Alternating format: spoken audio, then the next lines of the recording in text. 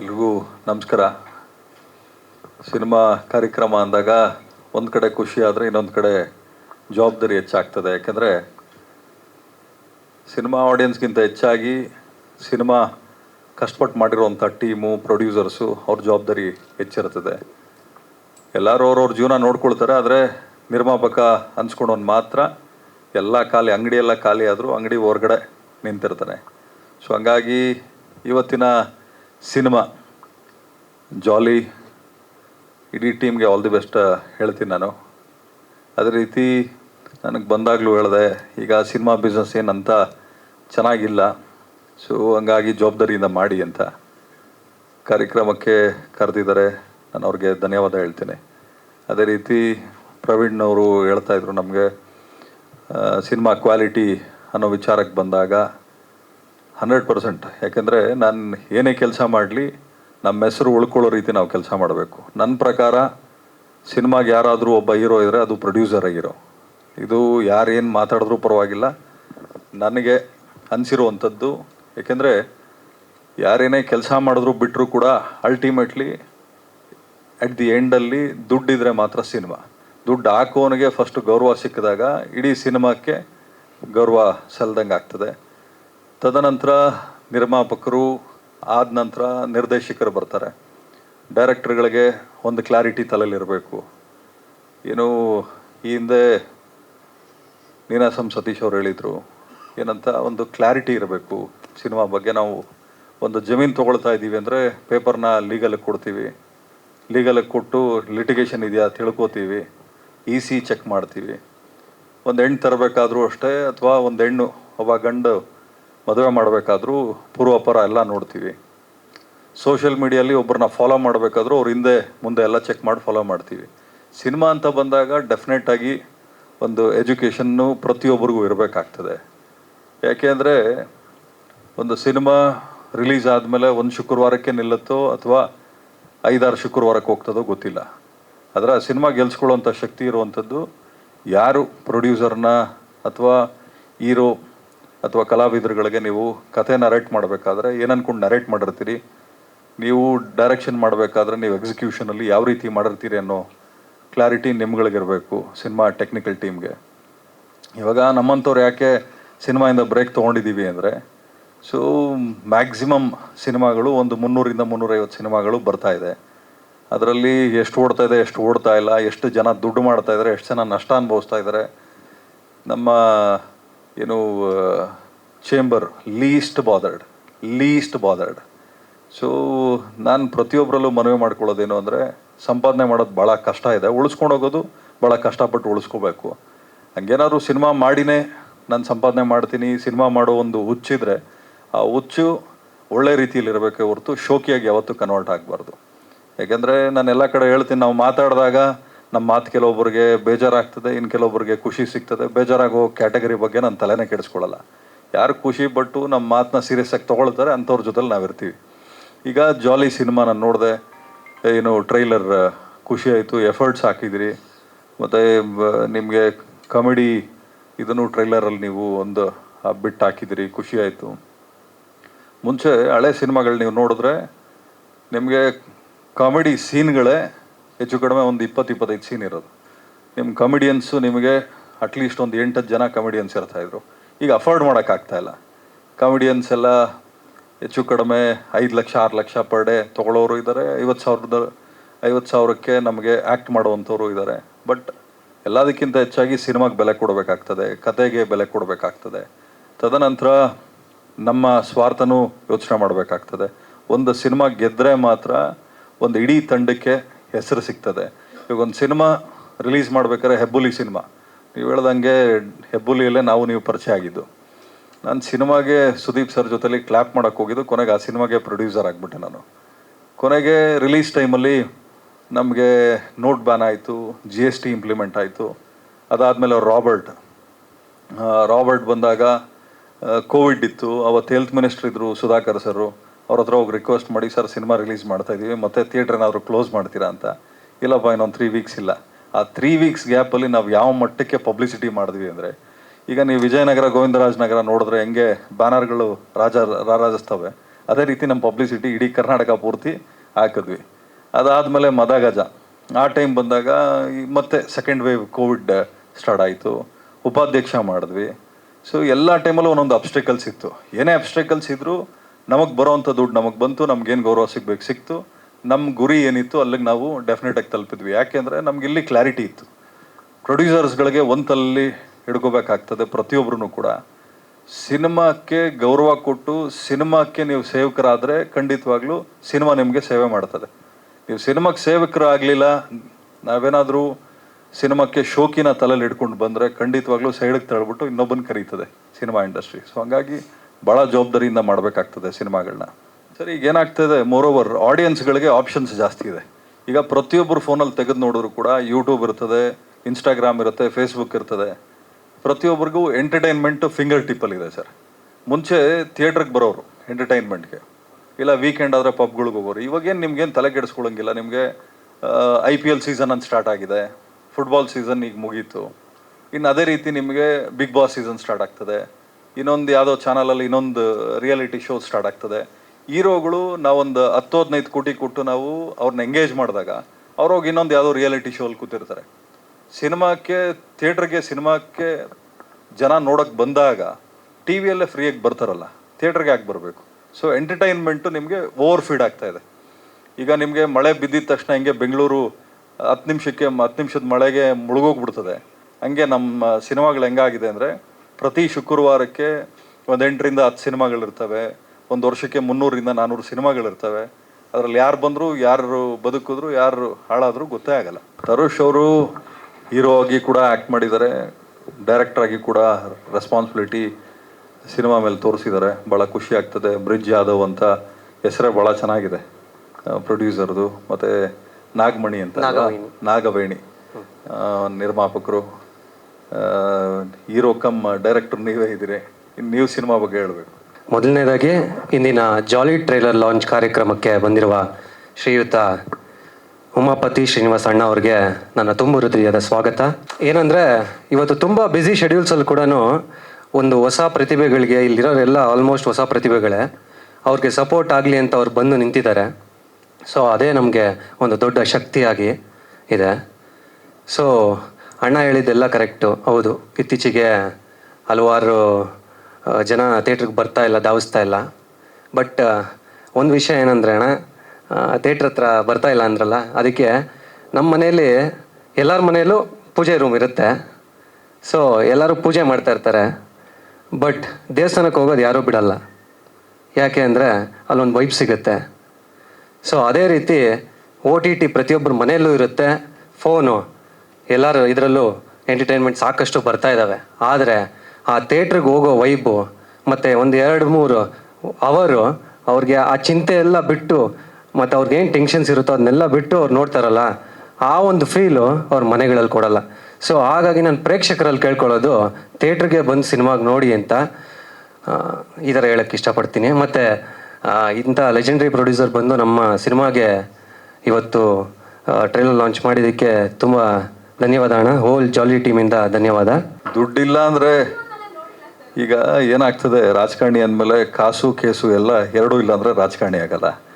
ಸಿನಿಮಾದವರು ಅಂದರೆ ಕಾಸು ಇಲ್ಲದೆ ಸಿನಿಮಾದವರು ಆಗಲ್ಲ. ಯಾಕಂದರೆ ಮೇಂಟೆನೆನ್ಸು, ಬಾಡಿಗೆ, ಅವು ಇವು 108 ಕಮಿಟ್ಮೆಂಟ್ ಇರ್ತದೆ.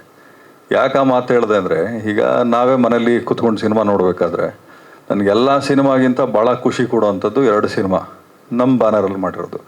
ಒಂದಲ್ಲ ಎರಡಲ್ಲ, ಎರಡನೇದು ಉಪಾಧ್ಯಕ್ಷ. ಇವೆರಡು ಸಿನಿಮಾ ಕಾಮಿಡಿ ಮೇಲೆ ವರ್ಕ್ ಮಾಡಿದ್ವಿ.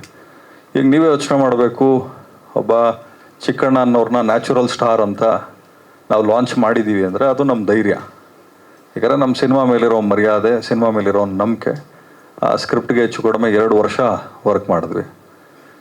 ಈಗ ಸೀನ್ಗಳು ಬರೀಬೇಕಾದ್ರೆ ಡೈರೆಕ್ಟ್ರುಗಳು ಕಾಮಿಡಿ ಮೇಲೆ ಸೀನ್ಗಳು ಬರೀಬೇಕಾಗ್ತದೆ, ಸಿನಿಮಾ ಕತೆ ಮಾಡಬೇಕಾಗ್ತದೆ. ನೀವು ಹೇಳ್ದಂಗೆ ಓಡಿ ಬಡಿ ಅದಕ್ಕೆ OTTಗಳಿದ್ದಾವೆ. ಸೆನ್ಸರ್ ಇಲ್ಲದೆ ನೀವೊಂದು ಸಿನಿಮಾಕ್ಕೆ ಏನಾದರೂ ಒಂದು ಕಾಮಿಡಿ ಮಾಡಬೇಕಾದ್ರೂ ಒಂದು ಪದ ವ್ಯತ್ಯಾಸ ಆದರೂ ಸೆನ್ಸರ್ ಅಲ್ಲೇ ಹಿಡ್ದಾಕ್ತಾರೆ. ಬೀಯಿಂಗ್ ಅ ಪ್ರೊಡ್ಯೂಸರ್ ನಾನು ಜಗಳ ಮಾಡಿ ನನ್ನ ಸೀನ್ನ ನಾನು ಉಳಿಸ್ಕೊಂಡಿದ್ದೀನಿ ಸಿನಿಮಾಕ್ಕೆ. ಡೈರೆಕ್ಟರ್ಗಳು ಮರ್ತೋಗ್ಬಿಟ್ಟಿರ್ತಾರೆ. ನಾನು ಕೂತ್ಕೊಂಡು ಒಂದ್ಸಲಿ ಕತೆ ಕೇಳಿದ್ಮೇಲೆ ಯಾವ ಕಥೆಯಲ್ಲಿ ಏನೇನಿದೆ, ಯಾವ ಡೈಲಾಗ್ ಇದೆ ನನ್ನ ತಲೆಯಲ್ಲಿ ಹಿಡ್ಕೋತೀನಿ. ಅದು ಬಿಟ್ಟು ಬೇರೆ ಏನೇ ಕೇಳಿದ್ರು ನನಗೆ ನೆನಪಿರಲ್ಲ. ವ್ಯಾಪಾರ ಅನ್ನೋದು ಒಂದೇ ನನಗೆ ನೆನಪಿರೋದು, ಸಂಬಂಧಗಳು ನೆನಪಿರ್ತದೆ. ಯಾಕೆ ಈ ಮಾತು ಹೇಳಿದೆ ಅಂದರೆ, ನೋಡಿ ನಾವು ಉಪಾಧ್ಯಕ್ಷ ಇದು ಮಾಡಬೇಕಾದ್ರೆ ಸೆನ್ಸರ್ ಬೋರ್ಡ್ ಅವ್ರಿಗೆ ನಾನು ಕೇಳಿದೆ, ಅಲ್ಲ ಸರ್ ನಿಮಗೆ ಕಾಮಿಡಿ ಶೋಗಳಿಗೆ ನೀವು ನೋಡ್ತಾ ಇದ್ರೆ ಇಂಟಿಮಸಿ ಸೀನ್ ಇಡ್ತಾರೆ, ಡೈಲಾಗ್ಗಳೆಲ್ಲ ಡಬಲ್ ಅಲ್ಲ, ತ್ರಿಬಲ್ ಅಲ್ಲ, 10 ಟೈಮ್ಸ್ ಅದೊಂಥರ ವಿಚಿತ್ರ ಡೈಲಾಗ್ಗಳು ಇಡ್ತಾರೆ.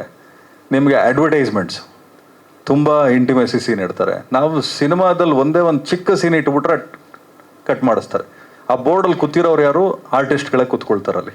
ಅವ್ರು ನಮ್ಮ ಹತ್ರ ವಾದ ಮಾಡ್ತಾರೆ ನೀವು ಡಿಲೀಟ್ ಮಾಡಬೇಕು ಅಂತ, ಒಂದು ಚಿಕ್ಕ ಪದನ ಡಿಲೀಟ್ ಮಾಡಬೇಕು ಅಂತಾರೆ. ಈಗ ಕಾಮಿಡಿ ನಾವು ಯಾಕೆ ಇಂಪಾರ್ಟೆನ್ಸ್ ಕೊಡಬೇಕು ಅಂದರೆ, ಸಿನಿಮಾಕ್ಕೆ ಬರೋವಂಥವ್ರು ಯಾರು ಸ್ಟ್ರೆಸ್ ತೊಗೊಳಕ್ಕೆ ಬರಲ್ಲ, ಸ್ಟ್ರೆಸ್ ಬಸ್ಟ್ರಾಗಿ ಸಿನಿಮಾ ನೋಡೋಕ್ಕೆ ಬರ್ತಾರೆ. ಈಗ ಉಮಾಶ್ರೀ ಮೇಡಮ್ದು ನೀವು ಹೇಳಿದ್ರಿ, ಅವತ್ತಿನ ಕಾಲದಲ್ಲಿ ನಿಮಗೆ ಡೈರೆಕ್ಟರ್ಗಳ ವಿಷನ್ ಏನಿತ್ತು ಅಂದರೆ ಕತೆ ಮೇಲೆ ಕುತ್ಕೊಂಡು ಫೋಕಸ್ ಮಾಡೋರು. ಇವತ್ತು ಹೀರೋ ಎಲಿವೇಶನ್ ಕೇಳ್ತಾರೆ, ಬಿಲ್ಡಪ್ ಸೀನ್ ಕೇಳ್ತಾರೆ. ಈಗ ಸಿನಿಮಾ ಪೂರ್ತಿ ಬಿಲ್ಡಪ್ ಸೀನೇ ಆಗಿಬಿಟ್ರೆ ಸಿನಿಮಾ ಎಲ್ಲಿರ್ತದೆ? ಹೀರೋ ಸೆಂಟ್ರಿಕ್ ಸಿನಿಮಾಗಳು ಕಡಿಮೆ ಆಗಬೇಕು.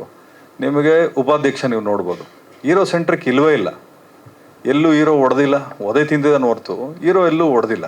ಸೊ ನಾವು ಕಾಮಿಡಿಗೆ ಕೊಡುವಂಥ ಆದ್ಯತೆ ಅದು. ನಾನೇನು ಹೇಳ್ತೀನಿ ಖಂಡಿತವಾಗ್ಲೂ ಅದನ್ನು ಮಾಡ್ತೀನಿ. ಅದೇ ರೀತಿ ಕಾಮಿಡಿಯನ್ಸು ಯಾಕೆ 50,000ದಿಂದ 5 ಲಕ್ಷದವರೆಗೂ ಇದ್ದಾರೆ ಅಂತ ಹೇಳಿದ್ದು ಅಂದರೆ, ಕೆಲವೊಂದಷ್ಟು ಸಲ ಡೈರೆಕ್ಟ್ರ್ ಕತೆ ಬರೀಬೇಕಾದ್ರೆ ಒಬ್ಬ ವ್ಯಕ್ತಿಗೆ ಅಂತ ಕತೆ ಬರೆದು ಬಿಡ್ತಾನೆ, ಅಡ್ಜಸ್ಟೇ ಆಗಲ್ಲ. ಪ್ರೊಡ್ಯೂಸರ್ಗೆ ಡಿಮ್ಯಾಂಡ್ ಮಾಡ್ತಾರೆ, ನೀವು ಇಂಥವ್ರನ್ನೇ ನಮಗೆ ಕೊಡಬೇಕು ಅಂತ. ಸೊ ಅಫೋರ್ಡ್ ಮಾಡೋಕ್ಕಾಗಲಿಲ್ಲ ಅಂದರೆ ಸೀನ್ನ ಸ್ಕ್ವೀಸ್ ಮಾಡ್ತಾರೆ. 15 ದಿವಸನೋ 20 ದಿವಸನೋ ಇರ್ತದೆ. ಅವಾಗೇನಾಗ್ತದೆ, 10 ದಿವಸಕ್ಕೆ ಕೂರಿಸ್ಕೊಳ್ತಾರೆ. ಆ ದುಡ್ಡನ್ನೇನು ಕೊಡ್ತಾರೆ ಕಾಂಪನ್ಸೇಟ್ ಮಾಡಿ ಬ್ಯಾಲೆನ್ಸ್ ಮಾಡಿಬಿಡ್ತಾರೆ. ಅದಾಗಬಾರ್ದು ಅಂತಂದರೆ ಕೆಲವೊಂದಷ್ಟು ಒಳ್ಳೆ ಸಿನಿಮಾಗಳಿಗೆ ಸ್ವಲ್ಪ ಪ್ರೊಡ್ಯೂಸರ್ನು ಗಮನದಲ್ಲಿ ಇಟ್ಕೊಂಡು, ಅಥವಾ ಡೈರೆಕ್ಟರ್ಗಳು ಅಷ್ಟೇ, ಬರೀ ಹೀರೋ ಸೆಂಟ್ರಿಕ್ಕು ಮಾಸ್ ಬಿಟ್ಟು ಕಾಮಿಡಿ ಬಗ್ಗೆ, ಮಾರಲ್ಸ್ ಬಗ್ಗೆ ಸಿನಿಮಾ, ಏನು ಮಾರಲ್ ಏನು ಎಲ್ಲ ಸೀನಲ್ಲೂ ಇರಬೇಕಾಗಿಲ್ಲ, ಅಟ್ಲೀಸ್ಟ್ ಒಂದೊಂದು ಸಾರ್ಟ್ ಆಫ್ ಇದರಲ್ಲಿ ಆದ್ಯತೆ ಕೊಡಬೇಕಾಗ್ತದೆ. ಆಮೇಲೆ ಸಿನಿಮಾಗಳು ಗೆದ್ದಾಗ ಮಾತ್ರ ನಿಮಗೆ ಕ್ವಾಲಿಟಿ ಆಫ್ ಸಿನಿಮಾಗಳು ಬರ್ತವೆ, ಕ್ವಾಲಿಟಿ ಆಫ್ ಡೈರೆಕ್ಟರ್ಸ್ ಬರ್ತಾರೆ, ಕ್ವಾಲಿಟಿ ಆಫ್ ಪ್ರೊಡ್ಯೂಸರ್ಸು, ಆರ್ಟಿಸ್ಟ್ಗಳು ಉಟ್ಕೊಳ್ತಾರೆ. ಆಮೇಲೆ ನಾವು ಯಾವ ಸಿನಿಮಾ ಮಾಡಿದಾಗಲೂ ಅಷ್ಟೇ, ನನಗೆ ಕಾಮಿಡಿ ಮೇಲೆ ಕೆಲಸ ಮಾಡು ಅಂತ ಡೈರೆಕ್ಟರ್ಗಳಿಗೆ ಹೇಳ್ತೀನಿ. ಇವಾಗ ಹೆಬ್ಬುಲಿಯಲ್ಲಿ ಚಿಕ್ಕಣ್ಣ ಅವರು ಇದ್ದರು, ಸೆಕೆಂಡ್ ಕಟ್ ಮಾಡಿದ್ರೆ ರಾಬರ್ಟಲ್ಲಿ ಚಿಕ್ಕಣ್ಣ ಅವ್ರು ಇರಲಿಲ್ಲ. ಆ್ಯಕ್ಚುಲಿ ನಾನು ಹೇಳ್ದೆ, ನನ್ನ ಸ್ನೇಹಿತನಪ್ಪ, ಸಿನಿಮಾ ನಂದು, ನಾನು ಹೇಳ್ದಂಗೆ ನೀನು ಸಿನಿಮಾ ಮಾಡ್ಬೇಕು, ನೀನು ಹೇಳ್ದಂಗೆ ನಾನು ಕೇಳೋಕ್ಕಾಗಲ್ಲ, ನನ್ನ ಸ್ನೇಹಿತ ಸಿನಿಮಾದಲ್ಲಿ ಇರಬೇಕು ಅಂತೇಳಿ ಚಿಕ್ಕಣ್ಣ ಅವ್ರನ್ನ ಆ ಸಿನಿಮಾಲ್ಲಿ ಕ್ಯಾರಿ ಓವರ್ ಮಾಡಿದ್ವಿ. ಮದಗಜ ಅಗೇನ್ ರಿಪೀಟ್ ಮಾಡಿದ್ವಿ. ಶಿವರಾಜ್ ಕೇರ್ಪೇಟ್ ಅವರು ಇದರಲ್ಲೂ ಇದ್ದರು, ಅದರಲ್ಲೂ ಇದ್ದರು. ಧರ್ಮಣ್ಣ ಅವರು ನಿಮಗೆ ಗೊತ್ತು, ಧರ್ಮಣ್ಣ ಅವರು ರಾಬರ್ಟಲ್ಲೂ ಇದ್ದರು, ಉಪಾಧ್ಯಕ್ಷಲ್ಲೂ. ನಾವೊಂದು ಕಂಫರ್ಟ್ ಟೀಮ್ ಅಂತ ಯಾವತ್ತೂ ಇಟ್ಕೊಳ್ಳಲ್ಲ. ಯಾರು ಸಿನಿಮಾಗೆ ಗೌರವ ಕೊಟ್ಟು ಕೆಲಸ ಮಾಡ್ತಾರೆ ನಾವು ಅವ್ರನ್ನ ಕಾಪಾಡ್ಕೊಳ್ಳುವಂಥ ಕೆಲಸ ಮಾಡ್ತೀವಿ. ಆಮೇಲೆ ಇನ್ನು 5 ಲಕ್ಷ ತೊಗೊಳ್ತೀವಿ, ಹೆಮ್ಮೆಯಿಂದ ಹೇಳ್ಕೊಳ್ಳಿ, 50 ಲಕ್ಷ ತೊಗೊಳ್ಳೋವರೆಗೂ ನಾವು ಬೆಳಿತೀವಿ ಅಂತ ಯಾಕೆ ಮುಜುಗರ ಪಡ್ತೀರಿ? ರಾಜಕೀಯಕ್ಕೆ ಬಂದಮೇಲೆ ಫೀಮೇಲ್ ಅಂತ ಅನ್ನೋಂಗೆ ಇಲ್ಲ, ಕತೆ ಕಟ್ಬಿಡ್ತಾರೆ. ಸಿನಿಮಾ ಪ್ರೊಡ್ಯೂಸರ್ ಆದಾಗ ರೊಮ್ಯಾಂಟಿಕ್ಕಾಗಿ ಹೇಳ್ತಾರೆ, ನಮ್ಮ ಹೀರೋ ರೊಮ್ಯಾಂಟಿಕ್ ಅಪ್ಪ, ನಮ್ಮ ಪ್ರೊಡ್ಯೂಸರ್ ರೊಮ್ಯಾಂಟಿಕ್ಕು ಅಂತ. ರಾಜಕೀಯಕ್ಕೆ ಬಂದುಬಿಟ್ರೆ ಬ್ರೇಕಿಂಗ್ ನ್ಯೂಸ್ ಹಾಕೊಂಡು ಹೊಡಿತಾರೆ. ನಿತಿನ್ ರಾಜ್, ಜಾಲಿ ಸಿನಿಮಾ ಮ್ಯೂಸಿಕ್ ಡೈರೆಕ್ಟ್ರು. ಸೊ ಇದರಲ್ಲಿ ಆಲ್ಮೋಸ್ಟ್ 6 ಸಾಂಗ್ ಇದೆ. 6 ಸಾಂಗಲ್ಲಿ ನಾವು ಡೈರೆಕ್ಟ್ರು ಎಲ್ಲ ಕುತ್ಕೊಂಡು ಕಂಪೋಸ್ ಮಾಡಿದೆ. ಸೊ ಆಲ್ಮೋಸ್ಟ್ ಎಲ್ಲ ಇನ್ಸ್ಟ್ರೂಮೆಂಟ್ಸು ಲೈವ್ ಮಾಡಿಸಿದ್ದಾರೆ. ಸೊ ಚೆನ್ನಾಗಿ ಬಂದಿದೆ ಎಲ್ಲ ಸಾಂಗ್ಸು. ಕೇಳಿದ್ರಿ ನೀವೇ 2 ಸಾಂಗ್ ಕೇಳಿದ್ರಿ. ಇವಾಗ ಲಿರಿಕ್ಸ್ ಬಂಚಿಕ್ಕಿ ಬಂದು ಲಿರಿಕ್ಸು ಯೋಗರಾಜ್ ಭಟ್ರು ಸರ್ ಬರೆದಿದ್ದಾರೆ. ಸೊ ಇನ್ನೊಂದು ನಾಮೆ ಇಸ್ಕಾ ಜಾಲಿ ಬಂದು ತಾರಶ್ ಬ್ರೋ ಬರೆದಿದ್ದಾರೆ. ಆಮೇಲೆ ಅಪ್ಪ ಮಗಳು ಇದ್ರ ಬಂದು ಕಿನ್ನಲ್ ರಾಜ್ ಸರ್ ಬರೆದಿದ್ದಾರೆ. ಸೊ ಆಲ್ಮೋಸ್ಟ್ ಸ್ವಲ್ಪ ಸ್ಟಾರ್ಸೇ ಬರೆದಿದ್ದಾರೆ ಈ ಸಿನಿಮಾಗೆ. ಬ್ಯಾಕ್ಗ್ರೌಂಡ್ ಸ್ಕೋರು ಆಲ್ಮೋಸ್ಟ್ ನಾವು 30 ಡೇಸ್ ಕುತ್ಕೊಂಡು ಮಾಡಿ, ಆಮೇಲೆ ಇನ್ನೊಂದು 10 ಡೇಸ್ ಲೈವ್ ಮಾಡಿಸಿ. ಸೊ ಚೆನ್ನಾಗಿ ಬಂದಿದೆ ಸಿನಿಮಾ, ಚೆನ್ನಾಗಿ ಬಂದಿದೆ. ನೀವು ಕಂಡಂತೆ ಸಿನಿಮಾ ಜಾಲಿ ವಿಶೇಷ ಏನು ಕಾಮಿಡಿನ? ಇಲ್ಲ ಸರ್, ಅಂದರೆ ಸಿನಿಮಾ ಇದರಲ್ಲಿ ಕಾಮಿಡಿನೂ ಇದೆ, ಲೈಕ್ ಅಪ್ಪ ಮಗಳು ಸೀನ್ ಅಂತ ಅದ್ರದ್ದು ಇದು ಇದೆ. ಆಮೇಲೆ ಫೈಟ್ಸು ಇದೆ ಜಾಸ್ತಿ, ಲೈಕ್ ಆಲ್ ಅಲ್ಲ ಟೋಟಲ್ ಫ್ರಿಜ್ಜು ಇದೆ ಈ ಸಿನಿಮಾಲಿ, ಎಲ್ಲನೂ ಅವೈಲಬಲ್ ಇದೆ. ಇಲ್ಲ, ಇದು ನಂದು 4th ಸಿನಿಮಾ, 4ನೇದು. ಮುಂಚೆ ಅಸ್ಥಿರ, ಆತ್ಮ, ಸ್ನೇಹರ್ಷಿ ಅಂತ ಒಂದು ಮಾಡಿದೆ. ಅದು ಬಿಟ್ಟು ಇವಾಗ ಜಾಲಿ ಮಾಡ್ದೆ. ಇಲ್ಲ, ಭಟ್ರೆ ಸೇರಿಸಿದ್ದು ಅದು ಅಂತ ಪ್ಲ್ಯಾನ್ ಇಲ್ಲ. ಸೊ ಅದನ್ನ ಇಟ್ಕೊಂಡು, ಆ ಹುಕ್ನ ಇಟ್ಕೊಂಡು ಒಂದು ಸಾಂಗ್ ಅದನ್ನ ಇದು ಮಾಡೋಣ ಅಂತ ಸರ್ ಕೊಟ್ಟಿದ್ದು ಹುಕ್ನ ಇಟ್ಕೊಂಡು ಆ ಸಾಂಗ್ ಮಾಡೋದು. ಮಾಧ್ಯಮ ವರ್ಗದವರಿಗೆ, ಕಲಾ ತಂಡವರಿಗೆ ಹಾಗೂ ಕಲಾಭಿಮಾನಿಗಳಿಗೆ ನಿಮ್ಮ ರೇಖಾದಾಸ್ ಮಾಡುವ ನಮಸ್ಕಾರ. ಈ ಜಾಲಿ ಅನ್ನೋ ಸಿನಿಮಾ ನನಗೆ ತಾರುಷ್ ಅವರು ನನಗೆ ಕಾಲ್ ಮಾಡಿ ಮೇಡಮ್ ಇದು ಒಂದೇ ಚಿಕ್ಕ ಸೀನ್ ಇದೆ, ತುಂಬ ಚಿಕ್ಕ ಸೀನ್ ಇದೆ. ಅಮ್ಮಮ್ಮ ಅಂದರೆ 2 ಸೀನ್ ಬರ್ಬೋದು ಅಷ್ಟೇ. ಮಾಡ್ತೀರಾ ಅಂತಂದರು. ಮಾಡ್ತೀನಿ ಅಂತ ಅಂದೆ. ಎಷ್ಟೋ ವರ್ಷಗಳಿಂದ ಹಳೆಯ ಕಲಾವಿದರಿಗೆ ಕೆಲಸನೇ ಇಲ್ಲ ಇಂಡಸ್ಟ್ರಿಯಲ್ಲಿ. ಯಾವ ಪ್ರೊಡ್ಯೂಸರು ಕರೀತಿಲ್ಲ, ಎಲ್ಲ ಹೊಸಬ್ರನ್ನ ಹಾಕೋತಾರೆ. ಗಂಡಸರಿಗೆ ಕಾಮಿಡಿಗೆ ಕರೀತಾರೆ, ಆದರೆ ಹೆಣ್ಣು ಮಕ್ಕಳಿಗೆ ಕರೆಯೋದೇ ಬಿಟ್ಬಿಟ್ಟಿದ್ದಾರೆ. ಇದು ನಾನು ತಿಳಿದ ಮಟ್ಟಿಗೆ ಎಷ್ಟೋ ವರ್ಷಗಳಿಂದ ಇದನ್ನು ನಾನು ಎಲ್ಲ ಮೀಡಿಯಾದಲ್ಲೂ ಹೇಳ್ತಾ ಬಂದಿದ್ದೀನಿ. ಆದ್ರೂ ಯಾವುದೇ ಥರದ ಏನು ಎಫೆಕ್ಟ್ ಆಗಲಿಲ್ಲ ಅಂತ. ಅದರಲ್ಲಿ ಕೆಲಸ ಇಲ್ದಿರೋ ಟೈಮಲ್ಲಿ ನನಗೆ ತಾರುಷ್ ಅವರು ಕರೆದು ಕೆಲಸ ಕೊಟ್ಟಿದ್ದು. Thank you so much Tarush. All the best for the movie. ನನ್ನ ಕ್ಯಾರೆಕ್ಟರ್ ತುಂಬ ಚೆನ್ನಾಗಿದೆ, ಪ್ರಿನ್ಸಿಪಲ್ ಕ್ಯಾರೆಕ್ಟರು. ಅದರಲ್ಲಿ ಕಾಮಿಡಿ ಅಂಥದ್ದು ಒಂದು ಚಿಕ್ಕ ಸೀನ್ ಆದ್ರೂ ಅದು ಒಂದು ವೆಯ್ಟ್ ಇದೆ ಆ ಕ್ಯಾರೆಕ್ಟ್ರಿಗೆ. ಅಷ್ಟು ಚೆನ್ನಾಗಿ ಬಂದಿದೆ. Thank you once again and thank you for the team. ಹಳೆ ಕಲಾವಿದರನ್ನ ಎಲ್ಲರೂ ಮರಿತಾ ಇದ್ದಾರೆ. ಸೊ ಬಟ್ ನಮ್ಮದ್ರಲ್ಲಿ ಸಾಧ್ಯವಾದಷ್ಟು ಶೋಭರಾಜ್ ಸರ್ ಆಗಿರ್ಬೋದು, ರೇಖಾದಾಸ್ ಮ್ಯಾಮ್ ಆಗಿರ್ಬೋದು. ಯಾಕಂದರೆ ನಾವು ಆಗಲೇ ಸುಷ್ಮಿತಾ ಮ್ಯಾಮು ನೇಮ್ ಮಾಡಿದ್ರು ಉಮಾಶ್ರೀ ಅಮ್ಮ ಅಂತ. ಇವ್ರನ್ನೆಲ್ಲ ನೋಡಿ ನಾವು ಬೆಳೆದಿರೋರು. ಏನಂದರೆ ಒಂದು ಸೀನ್ಗೆ, ಒಂದು ಸಿನಿಮಾಗೆ ಎಲ್ಲ ಎಮೋಷನ್ಸು ಅತಿ ಮುಖ್ಯವಾಗಿರುತ್ತೆ. ಸೊ ಅದರಲ್ಲಿ ಕಾಮಿಡಿ ಕೂಡ ಎಲ್ಲರೂ ಅತಿ ಹೆಚ್ಚು ಇಷ್ಟಪಡೋದೆ ಕಾಮಿಡಿ. ಸೊ ಆ ಜಾನರಲ್ಲಿ ಹಳೆ ನಟರು ಎಲ್ಲರೂ ಮತ್ತೆ ಬರಬೇಕು, ಮತ್ತೆ ಆ ಸಿನಿಮಾ ಥಿಯೇಟ್ರಲ್ಲಿ ರಾರಾಜಿಸ್ಬೇಕು ಅಂತ ನಾನು ಕೇಳ್ಕೊತೀನಿ ಮೇಡಮ್. ನಂತರ ಸಿದ್ದೇಶಣ್ಣ ಅವರು ಒಂದು ಮುಖ್ಯ ಪಾತ್ರದಲ್ಲಿ ಮಾಡಿದ್ದಾರೆ. ಎಲ್ರಿಗೂ ನಮಸ್ಕಾರ. ನಾನು ಮುಖ್ಯ ಪಾತ್ರದಲ್ಲಿ ಏನು ಮಾಡಿಲ್ಲ, ನಾನು ಸೆಕೆಂಡ್ ಹೀರೋಯಿನ್ ಇದರಲ್ಲಿ. ಸೆಕೆಂಡ್ ಹೀರೋ ಅಂದರೆ 1 ಸೆಕೆಂಡಲ್ಲಿ ಬಂದೋಗ್ಬಿಡ್ತೀನಿ ಆ ಥರ ಸೆಕೆಂಡ್ ಹೀರೋ. ಯಾವುದೋ ಒಂದು ಮಾಸ್ಟರ್ ಪಾತ್ರ ಅವನು ಕೊಟ್ಟಿದ್ದಾರೆ, ಖುಷಿ. ಆದರೆ ಇವತ್ತು ಸಿನಿಮಾ ಬಗ್ಗೆ ತುಂಬ ವಿಸ್ತಾರವಾಗಿ ಉಮಾಪತಿ ಸರ್ ಹೇಳಿದ್ರು.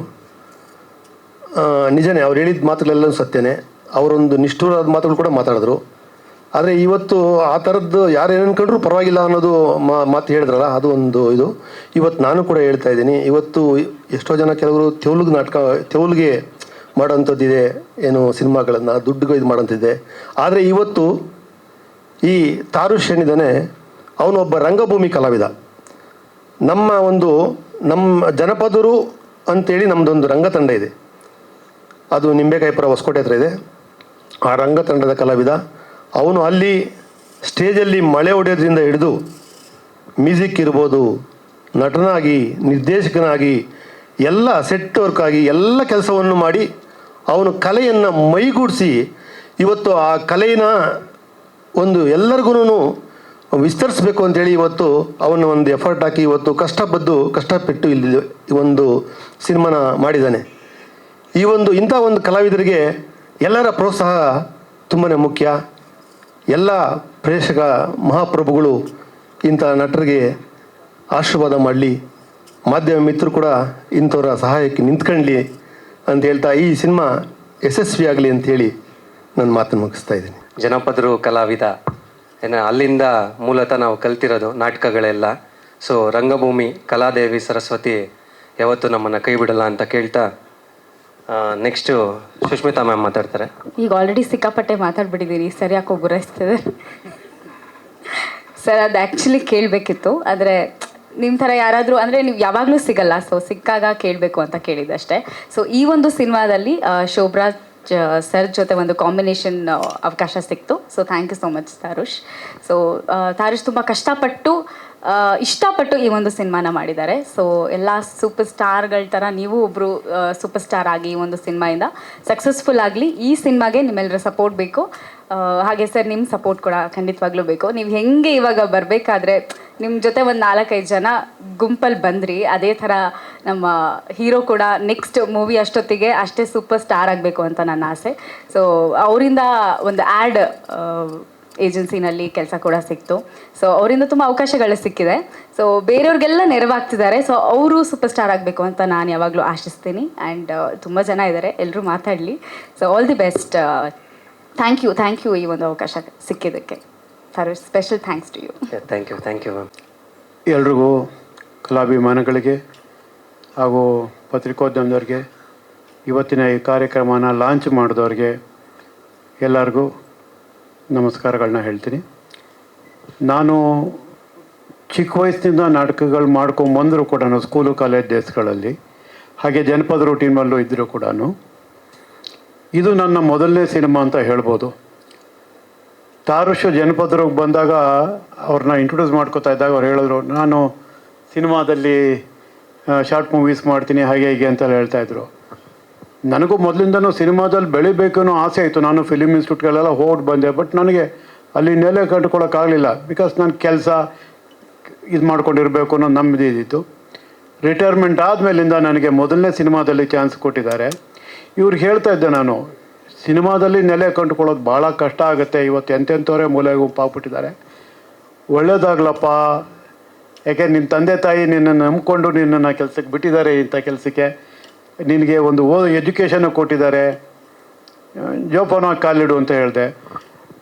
ಬಟ್ ಇವರು ಇದನ್ನು ಪ್ರೂವ್ ಮಾಡ್ಕೊಂಡಿದ್ದಾರೆ. ನಿಜವಾಗ್ಲೂ ಹೇಳಬೇಕು ಅಂತಂದರೆ, ಇಷ್ಟಪಟ್ಟು ಕಷ್ಟಪಟ್ಟು ಎಲ್ಲರನ್ನೂ ಸೇರಿಸ್ಕೊಂಡು, ಹೊಸಬರು ಹಳೆ ಆ್ಯಕ್ಟ್ರಿಗಳು, ರೇಖಾ ದಾಸ್ ಮೇಡಮ್ ಇರ್ಬೋದು, ಇಲ್ಲ ಸುಷ್ಮಿತಾ ಇರ್ಬೋದು, ಎಲ್ಲರನ್ನೂ ಸೇರಿಸ್ಕೊಂಡು ಇವರು ಒಂದು ಫಿಲ್ಮ್ನ ತೊಗೊಂಬಂದಿದ್ದಾರೆ. ಇವ್ರಿಗೆ ನಾನು ನನ್ನ ಹೃದಯಪೂರ್ವಕವಾಗಿ ಮತ್ತೊಮ್ಮೆ ಆಶೀರ್ವಾದ ಮಾಡ್ತೀನಿ. ಇವರು ಇದೇ ಥರ ಈ ರಂಗದಲ್ಲಿ ಚೆನ್ನಾಗಿ ಬೆಳೀಲಿ, ಇವ್ರ ಸಿನಿಮಾ ಸಕ್ಸಸ್ ಆಗಲಿ ಅಂತ ನಾನು ಕೇಳ್ಕೊತೀನಿ. ನನಗೆ ಜಾಸ್ತಿ ಮಾತಾಡೋದಕ್ಕೆ ಬರೋದಿಲ್ಲ. Thank you once again, all the best Tarush. ಇಲ್ಲಿ ನೆಲೆಸಿರೋ ಎಲ್ಲರಿಗೂ ಧನ್ಯವಾದಗಳು. ನಮಗೆ ಸಾಮಾನ್ಯವಾಗಿ ಸ್ಟೇಜ್ ಫಿಯರು ಅಂದರೆ ಇವತ್ತವರೆಗೂ ನಾವು ಯಾವುದೇ ಮೈಕ್ ಹಿಡಿದು ಮಾತಾಡಿದವರಲ್ಲ, ಇಲ್ಲ ಬಣ್ಣ ಹಚ್ಚಿದವರಲ್ಲ. ನನ್ನನ್ನು 3 ತಿಂಗಳು ಸತತವಾಗಿ ಪ್ರಿಪೇರ್ ಮಾಡಿ ಈ ಕ್ಯಾರೆಕ್ಟ್ರಿಗೆ ತಾರುಷು ನನ್ನ ಪ್ರಿಪೇರ್ ಮಾಡಿ ಬಿಟ್ಟಿರೋದ್ರಿಂದ ನಾನು ಈ ಸಿನಿಮಾಲಿ ಒಂದು ಪಾತ್ರ ವಹಿಸಿರ್ತೀನಿ. ಇಷ್ಟೇ ಹೇಳ್ಬಲ್ದು. ಥ್ಯಾಂಕ್ಸ್. ಡ್ಯಾಡಿ ಮೇಲೆ ಓಕೆ. ಡ್ಯಾಡಿ ಅಂದರೆ ನಿಂಗೆ ಇಷ್ಟನಾ? ಹೌದಾ? ಸೊ ಎಷ್ಟಿಷ್ಟ? ತುಂಬ ಇಷ್ಟನಾ? ಅದು ಅಪ್ಪ ಮೇಲೆ ಮಾಡಿರೋ ಸಾಂಗ್, ಅದು ಚೆನ್ನಾಗಿದೆಯಾ?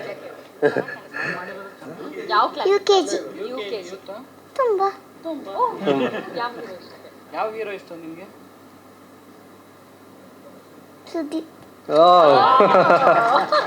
ಹೀರೋಯಿನ್ನು ನಾನೇನು? ನೀನು, ನಾನಲ್ಲ. Sir thank you sir, launch ಮಾಡ್ಕೊಂಡಿದ್ದಕ್ಕೆ. ತುಂಬ ಕಷ್ಟಪಟ್ಟು ಇಷ್ಟಪಟ್ಟು ಈ ಸಿನಿಮಾನ ಮಾಡಿದ್ದೀವಿ. ಸೊ ನಿಮ್ಮೆಲ್ಲರೂ ಸಪೋರ್ಟ್ ಬೇಕು. Thank you so much. Hi, ಎಲ್ರಿಗೂ ನಮಸ್ಕಾರ. First of all thank you so much ಎಲ್ಲ ಮೀಡಿಯಾದವ್ರಿಗೂ. And thank you so much sir ನಿಮಗೂ ಕೂಡ. ಯಾಕೆಂದರೆ ಹೊಸಬ್ರು ಸಿನಿಮಾಗೆ ಬಂದು ನೀವು ಸಪೋರ್ಟ್ ಮಾಡ್ತಾರೆ, ತುಂಬ ಖುಷಿ ಆಯಿತು. ಸೊ ಇದೇ ಥರ ಸಪೋರ್ಟ್ ಮಾಡ್ತೀರಿ.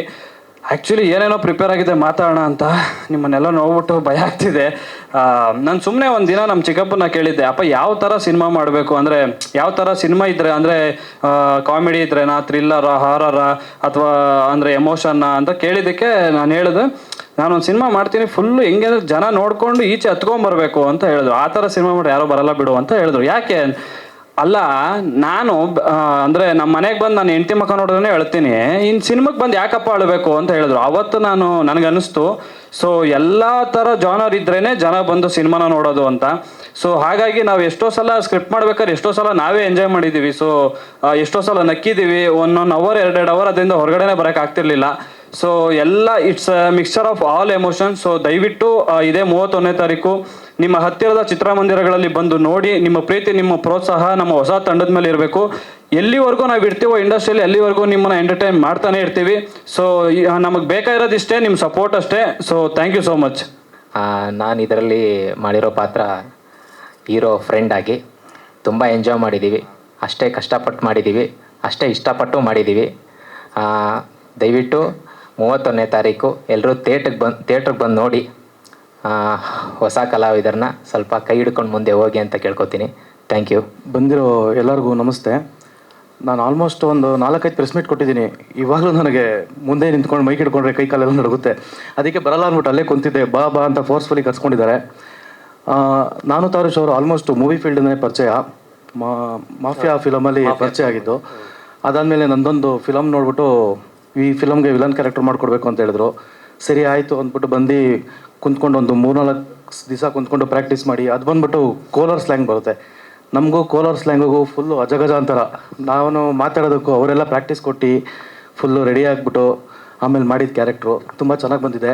ಕ್ಯಾರೆಕ್ಟ್ರು ತುಂಬ ಚೆನ್ನಾಗಿದೆ. ಹಾಗೆ ಮೂವಿನೂ ತುಂಬ ಚೆನ್ನಾಗಿದೆ. ತುಂಬ ಕಷ್ಟ ಬಿದ್ದು ನಾನು ತುಂಬ ವರ್ಷದಿಂದ ನೋಡ್ತಾ ಇದ್ದೀನಿ. ತುಂಬ ಕಷ್ಟ ಬಿದ್ದು ಒದ್ದಾಡ್ಕೊಂಡು ತುಂಬ ಮಾಡ್ತಾಯಿದ್ದಾರೆ ಫಿಲ್ಮು. All the best. ಎಲ್ಲರೂ ಸಪೋರ್ಟ್ ಮಾಡಿ, ಎಲ್ಲ ಒಳ್ಳೆಯದಾಗಲಿ. ನಾನು ತಾರುಷ್ ಅವ್ರ ಬಗ್ಗೆ ಹೇಳಬೇಕು, ಯಾಕೆಂದರೆ ಅವರು ಎಷ್ಟು ಪ್ಯಾಷನೇಟ್ ಇದೆ ಅಂದರೆ ಅವ್ರಿಗೆ ಸಿನಿಮಾ ಬಗ್ಗೆ ಅಂದರೆ ಅವರೇ ಡೈರೆಕ್ಷನ್ ಮಾಡಿ ಅವರೇ ಹೀರೋ ಆಗಿ ಆ್ಯಕ್ಟ್ ಮಾಡಿ ಅವ್ರು ಎಷ್ಟು ಕಷ್ಟಪಟ್ಟಿದ್ದಾರೆ ಅಂತ ಹತ್ತಿರದಿಂದ ನಾವೆಲ್ಲ ನೋಡಿದ್ದೀವಿ. ಸೊ ನನಗೆ ಅನ್ನಿಸ್ದಂಗೆ ಅವ್ರಿಗೆ ಒಳ್ಳೆ ಲೈಕ್ ಅವ್ರು ಅಂದ್ಕೊಂಡಂಗೆ ಎಲ್ಲ ಫೆಸಿಲಿಟಿ ಸಿಕ್ಬಿಟ್ರೆ ನನಗೆ ಗೊತ್ತು ನೆಕ್ಸ್ಟು ಬರೋ ಕನ್ನಡ ಇಂಡಸ್ಟ್ರಿಯಲ್ಲಿ he will be the mass hero. So thank you so much. ನಿಮ್ಮ ಪ್ರೀತಿ ನಿಮ್ಮ ಆಶೀರ್ವಾದ ಅವ್ರ ಮೇಲೂ ಇರಲಿ. Thank you. ಮಾಸ್ ಹೀರೋಗೆಲ್ಲ ಬೇಡ, ಕಂಟೆಂಟ್ ಓರಿಯೆಂಟೆಡ್ ಇರಲಿ ಅಂತ. ಮಾಸ್ ಹೀರೋ ಅಂದೆ, ಮಾಸ್ ಹೀರೋದಲ್ಲಿ ನಾನೇ ಇರ್ತೀನಿ ಕಾಮಿಡಿ. ನಾನು ಸುಷ್ಮಿತಾ ಕಲ್ ಇರ್ತೀವಿ ಕಾಮಿಡಿ ಮಾಡೋಕ್ಕೆ. ಇಲ್ಲ ಅದೇ ಅವಾಗಲೇ ಹೇಳಿದ್ರಲ್ಲ ಒಂದು ಮಾತು, ಎಲ್ಲನೂ ಒಗ್ಗೂಡಿರಬೇಕು ಅಂತ, ಅದಂತೂ ಸತ್ಯ. ಸೊ ಇವಾಗ ನನ್ನ ತಾಯಿ ಪಾತ್ರ ಆಗಿ ಅಂದರೆ ಹೆಚ್ಚು ಸೀನ್ಸ್ಗಳು ಬರಲ್ಲ, ಏನಕ್ಕೆ ಬಜೆಟ್ ಕನ್ಸ್ಟೆಂಟ್ಸಲ್ಲಿ ಕೆಲವೊಮ್ಮೆ ಜಾಸ್ತಿ ಹೇಳ್ಕೊಂಡು ಹೋಗೋದಕ್ಕಾಗಲ್ಲ. ಸ್ವಲ್ಪ ಚಿಕ್ಕದಾಗಿ ಪಾತ್ರ ಬಂದು ಚೊಕ್ಕದಾಗಿದೆ. ಮ್ಯಾಮ್ ಎಲ್ರಿಗೂ ನಮಸ್ಕಾರ. ಇದು ನನ್ನ ಫಸ್ಟ್ ಮೂವಿ.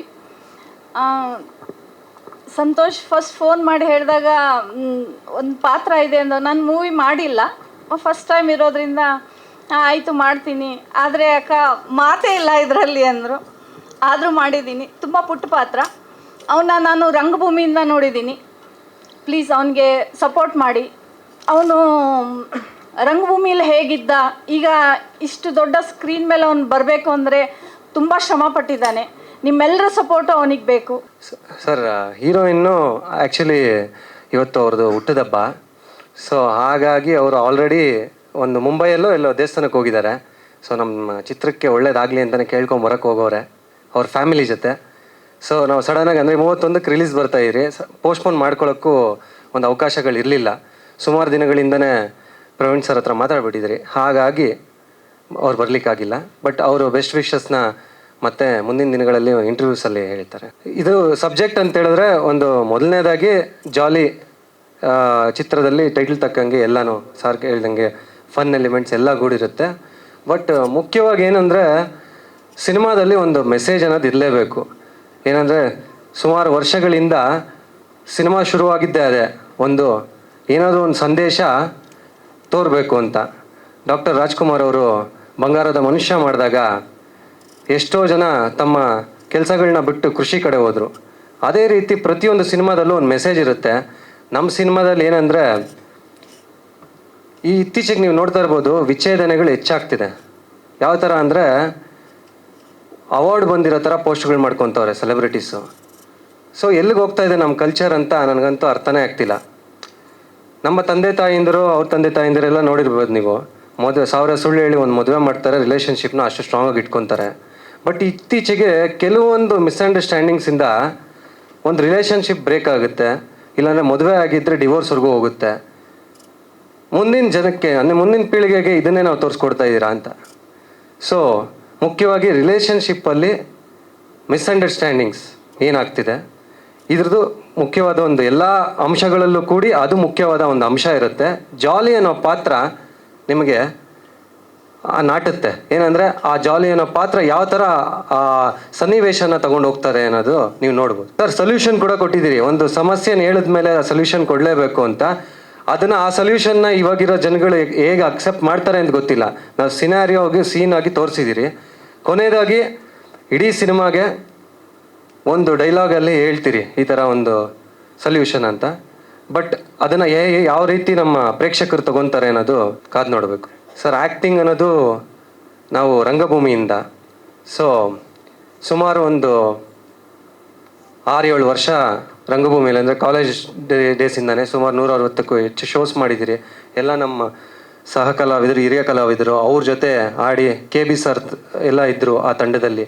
ಸೊ ಅವ್ರ ಜೊತೆ ನಿಂತು ಮಾಡ್ತಿರ್ಬೇಕಾದ್ರೆ ಪಾತ್ರಗಳು ಹೇಗೆ ಮಾಡಬೇಕು ಅನ್ನೋದು ನಮಗೂ ರೂಢಿಯಾಗಿತ್ತು. ಡೈರೆಕ್ಷನ್ ಅನ್ನೋದು ನಮಗೆ ಆಲ್ರೆಡಿ ಒಂದು ಪಿಕ್ಚರೈಸೇಷನ್ ಇತ್ತು ಚಿಕ್ಕ ವಯಸ್ಸಿಂದ, ನಾನು ಸಿನಿಮಾ ಮಾಡಬೇಕು ಅಂತ. ಸೊ ನಟನೆ ಒಂದೇ ಆಗಲ್ಲ ಇಲ್ಲಿ ನಮ್ಮ ಕನ್ನಡ ಇಂಡಸ್ಟ್ರಿ ಆಗಲಿ ಯಾವುದೇ ಒಂದು ಇಂಡಸ್ಟ್ರಿಯಲ್ಲಿ ಆಗಲಿ. ಇವತ್ತು ನೀವು ನೋಡ್ತಿರ್ಬೋದು, ಯಾವುದೇ ಅವಕಾಶಗಳಿಲ್ಲ ಅಂದರೂ ಈ ಡೈರೆಕ್ಷನನ್ನು ನಾವು ಕಲ್ತ್ಕೊಂಡಿದ್ದಕ್ಕೆ ಇವತ್ತು ನಾವು ಸಿನಿಮಾ ಮಾಡಿದ್ದೀರಿ.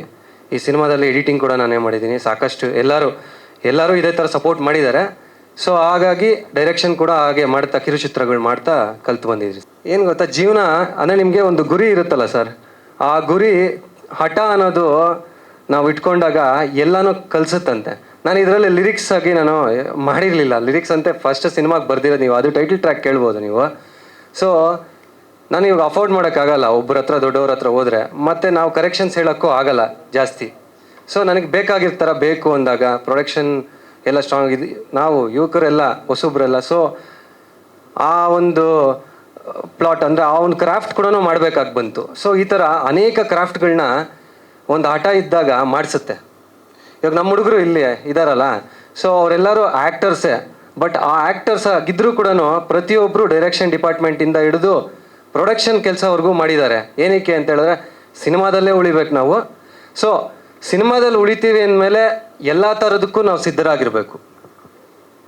ಇದೆ ನಾವು ಆಯಿತು ನಾನು ನಟನೆಯೇ ಆಗಬೇಕು, ನಟನೆ ಹಿಂದೆ ಇನ್ನೂ ಅಷ್ಟು ಸ್ಕ್ರಾಫ್ಟ್ಸ್ ಇರುತ್ತಲ್ಲ, ಅದು ಅರ್ಥ ಮಾಡ್ಕೊಂಡಾಗ ಇನ್ನೂ ಹೆಚ್ಚು ಔಟ್ಪುಟ್ ಇಂಪ್ಯಾಕ್ಟಾಗಿ ಕೊಡ್ಬೋದು ಅಂತ ನನ್ನ ಭಾವನೆ. ಸರ್ ಎಲ್ಲ ಬೆಂಗಳೂರಲ್ಲೇ ಒಂದೇ ಒಂದು ಸಾಂಗು ಪ್ರಮೋಷನಲ್ ಸಾಂಗ್ ಮಾತ್ರ ಪಾಂಡಿಚೇರಿಗೆ ಹೋದ್ರಿ. ಅಲ್ಲೂ ಅಷ್ಟಂದರೆ ವಾತಾವರಣ ಒಂದು ಸ್ವಲ್ಪ ಅಷ್ಟು ಚೆನ್ನಾಗಿ ಇದು ಮಾಡಿರಲಿಲ್ಲ. ಇಲ್ಲೇ ನಮ್ಮ ಕರ್ನಾಟಕದಲ್ಲೇ ಎಲ್ಲ ಮಾಡಿದ್ವಿ. ಮತ್ತು ಏನಂದರೆ ಚಿಕ್ಕ ವಯಸ್ಸಿಂದ ನಾನು ಅಣ್ಣವ್ರ ಸಿನಿಮಾಗಳು ನೋಡ್ತಾ ಡ್ಯಾನ್ಸ್ ಅಂತ ಇಷ್ಟ. ಸೊ ಅಪ್ಪು ಸರ್ ಅಂದರೆ ಯಾರು ಡ್ಯಾನ್ಸ್ ನಮ್ಮ ಕನ್ನಡ ಇಂಡಸ್ಟ್ರಿಯಲ್ಲಿ ಆ ಥರ ನೋಡ್ಕೊಂಡು ಬೆಳೆದವ್ರು ನಾವು. ಸೊ ಹಾಗೆ ಆ ಒಂದು ಪ್ರೇರೇಪಣೆಯೂ ಇರುತ್ತೆ.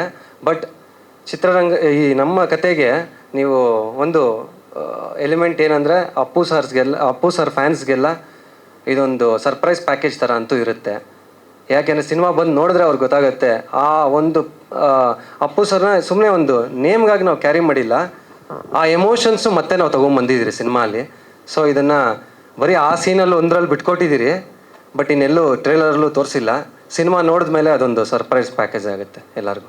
ಓಕೆ, ಮೊದಲನೇದಾಗಿ ಇಲ್ಲಿ ನೆರೆದಿರುವ ಎಲ್ಲ ಮಾಧ್ಯಮ ಮಿತ್ರರಿಗೆ ಹಾಗೂ ಸ್ನೇಹಿತರಿಗೆ ಮತ್ತು ಕಲಾವಿದರಿಗೆ, ಹಿರಿಯ ಕಲಾವಿದರಿಗೆ, ಮುಖ್ಯವಾಗಿ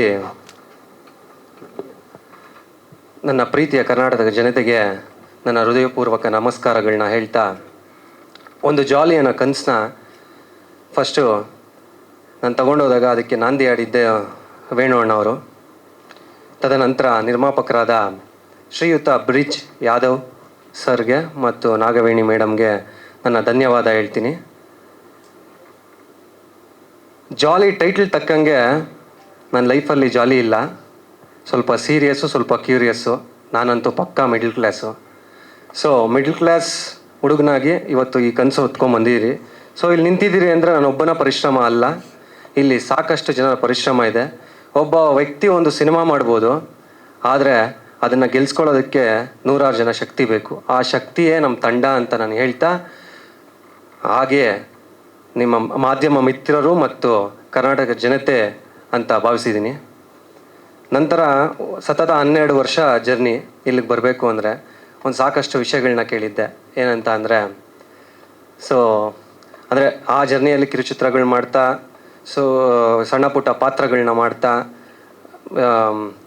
ನಾಟಕಗಳು ಮಾಡ್ತಾ ಬರ್ತಾ ಇರ್ಬೇಕಾದ್ರೆ ಒಂದಷ್ಟು ಕಿವಿ ಮಾತುಗಳು ಕೇಳಿದ್ದೆ. ಏನಂತ ಅಂದರೆ, ಇದೆಲ್ಲ ಆಗುತ್ತಾ, ಇದೆಲ್ಲ ಆಗಲ್ಲ, ನಿನಗೆ ಬಿಟ್ಬಿಡು, ಯಾಕಂದರೆ ನೀನು ಒಂದು ಏನು ಬಜೆಟ್ ಇದೆಯಾ, ಬ್ಯಾಕ್ಗ್ರೌಂಡ್ ಇದೆಯಾ, ದುಡ್ಡಿಲ್ಲ, ಏನಕ್ಕೆ ಬೇಕು ಇವೆಲ್ಲ, ಸೊ ನೀನು ಸಾಧಾರಣ ಒಂದು ರಿಸರ್ವ್ ಕಾನ್ಸ್ಟೇಬಲ್ ಮಗ, ನೀನು ಇದೆಲ್ಲ ಆಗಲ್ಲ, ಬಿಟ್ಬಿಡು ಅಂತ ಹೇಳಿದಾಗ ನನಗೊಂದು ಥಾಟ್ ನೆನಪಾಗ್ತಿತ್ತು. ಒಂದು ಬೀಜ ಮಣ್ಣಲ್ಲಿ ಬಿದ್ದಾಗ ಅದು ಕೊಳ್ತೋಯ್ತು ಅನ್ಕೋತಾರೆ, ಆದರೆ ಅದು ಬೇರು ಬಿಡ್ತಾ ಬೆಳೀತಾ ಇರುತ್ತೆ.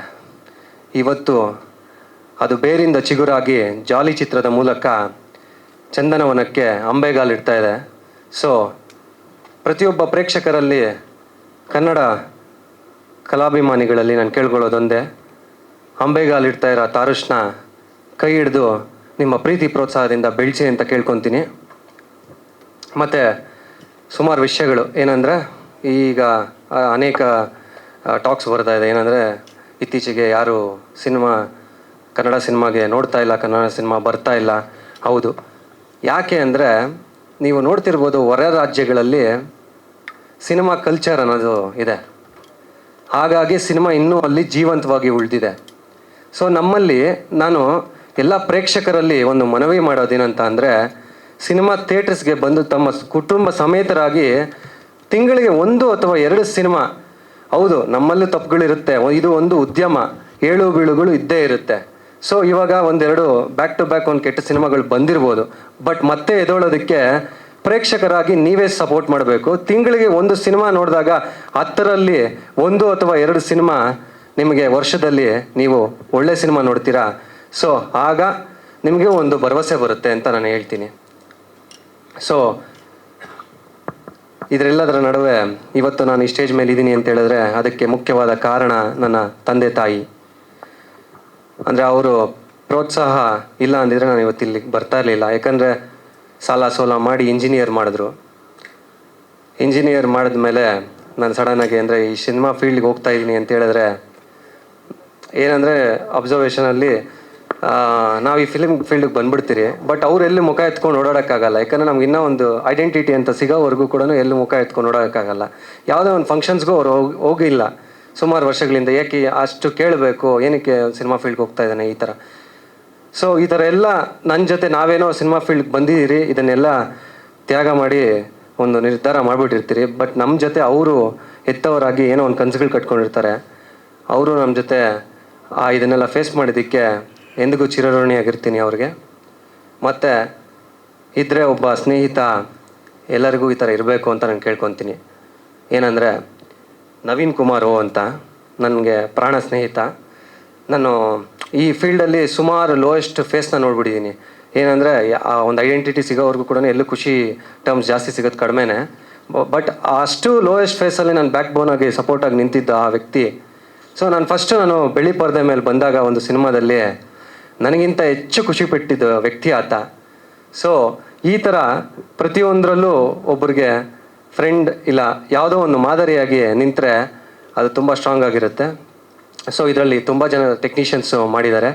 ಸೊ ಶೋಭರಾಜ್ ಸರು ಕಲಾವಿದರಾಗಿ ಮಾಡಿದ್ದಾರೆ. ಅನೇಕರು ಇನ್ನು ಇಲ್ಲಿ ಅನುಪಸ್ಥಿತಿಯಲ್ಲಿ ಪದ್ಮಶ್ರೀ ಅವರಾಗಲಿ ಹೀರೋಯಿನ್ನು. ಸೊ ಈ ಥರ ಮಾಡಿದ್ದಾರೆ. ಮಿಕ್ಕಿದ್ದವ್ರದ್ದೆಲ್ಲ ಪರಿಚಯ ಆಗಿದೆ. ಒಂದಷ್ಟು ಯೋಗರಾಜ್ ಭಟ್ ಸರ್ ಆಗಿರ್ಬೋದು, ಮತ್ತು ಭೂಷಣ್ ಮಾಸ್ಟರ್ ಆಗಿರ್ಬೋದು. ಯೋಗರಾಜ್ ಭಟ್ರು ನೋಡಿರ್ಬೋದು ನಮ್ಮ ಬಂಚಿಕಿ ಬಮ್ ಸಾಂಗ್ಗೆ ಅಲ್ಲಿ ಟಾಕ್ಸಿಕ್ ತಬಾಹಿಗೂ ಸೈ, ಇಲ್ಲಿ ಲೋಕಲ್ ಬಂಚಿಕಿ ಬಮ್ಗೂ ಸೈ ಅಂತ ಒಂದು ಹೊಸ ಪ್ರತಿಭೆಗಳಿಗೆ ಅವಕಾಶ ಬರ್ಕೊಟ್ಟಿದ್ದಾರೆ. ಸೊ ಅದು ಇವಾಗ ನೀವು ಹೆಚ್ಚು ನೋಡ್ತಾ ಇರ್ಬೋದು, ಒಂದು ಸ್ವಲ್ಪ ಮಟ್ಟಿಗೆ ರೀಚ್ ಆಗಿದೆ. ಸೊ ಥ್ಯಾಂಕ್ ಯು ಅಂತ ಹೇಳ್ತಾ ಸರ್ಗೆ, ಮತ್ತು ಭೂಷಣ್ ಮಾಸ್ಟ್ರಿಗೂ ಥ್ಯಾಂಕ್ ಯು ಅಂತ ಹೇಳ್ತಾ ಅನೇಕರು ಇನ್ನು ರಾಮ್ ಮಾಸ್ಟರ್ ಆಗಿರ್ಬೋದು, ಮತ್ತು ಸತೀಶ್ ಸರ್ ಆಗಿರ್ಬೋದು ಆರ್ಟ್ ಡಿಪಾರ್ಟ್ಮೆಂಟಲ್ಲಿ, ಚಂದನ್, ಸಾಕಷ್ಟು ಇನ್ನು ಎಷ್ಟೊಂದು ಜನರದ್ದು ಹೇಳೋದಿದೆ.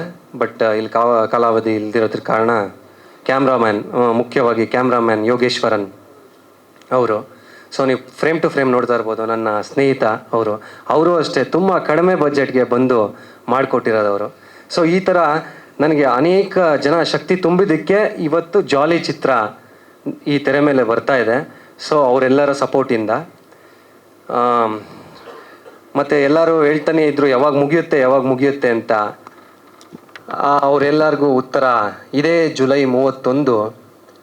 ಆದರೆ ಅಂದು ಮುಗಿಯಲ್ಲ, ಅಂದೇ ಆರಂಭ ಆಗುತ್ತೆ.